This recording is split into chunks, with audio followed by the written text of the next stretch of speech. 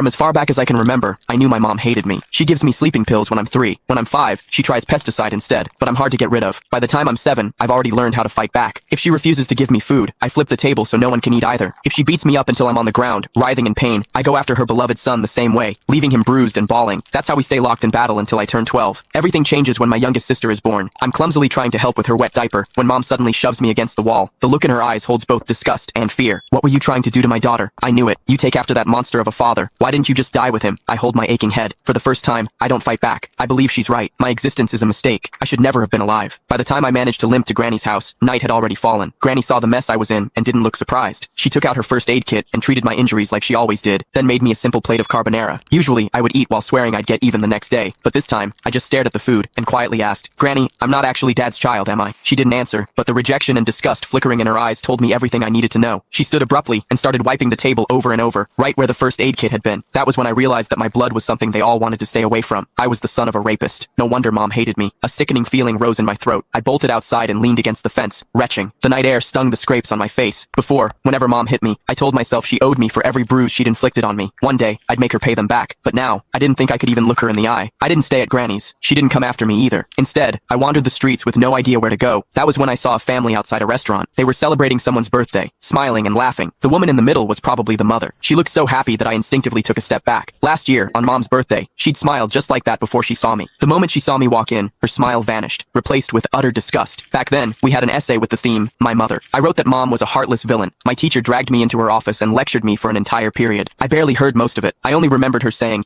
"No mother in this world would ever stop loving her child." I believed her. I saved money from collecting recyclables and bought my mom a birthday cake. I just wanted a hug, the same kind she gave my brother, Casper Willis. But her frigid expression was like a stab in the heart. I felt like a fool, standing there with that cake in my hands. Anger overwhelmed me. When no one was looking, I went out and caught a couple of frogs in the garden. Then, I hid them in the cake. I could still remember the way she screamed when they jumped out. Back then, I felt a twisted sense of satisfaction. I thought she didn't deserve to be a mother. I thought she had it coming. But now, I know the truth. The one who didn't deserve anything was me. My existence itself had hurt her. As I watched that mother's smile through the restaurant window, I made a decision. This year, for mom's birthday, I would give her a gift she would truly be happy with, one that would free her completely. I decided to die. Once that thought took root in my mind, my steps felt lighter. I even started planning how to do it without troubling anyone. I needed to do something that wouldn't leave a mess. But before I could carry out my plan, a patrolling officer spotted me and brought me home. Mom answered the door. As the door shut behind us, I stared at the floor, unable to meet her eyes. Her icy tone sliced through the air. "Why didn't you just die out there?" I almost snapped back, but I forced the words down before they came out. Still, as I stared at her back, I couldn't stop myself from asking, what would you do if I really did die? Would she be the least bit sad? If you've got the guts, hurry up and do it. I'd celebrate. She walked straight into my sibling's room and closed the door. I stood rooted to my spot in the living room. After a long while, I wiped my face and let out a humorless laugh. Mom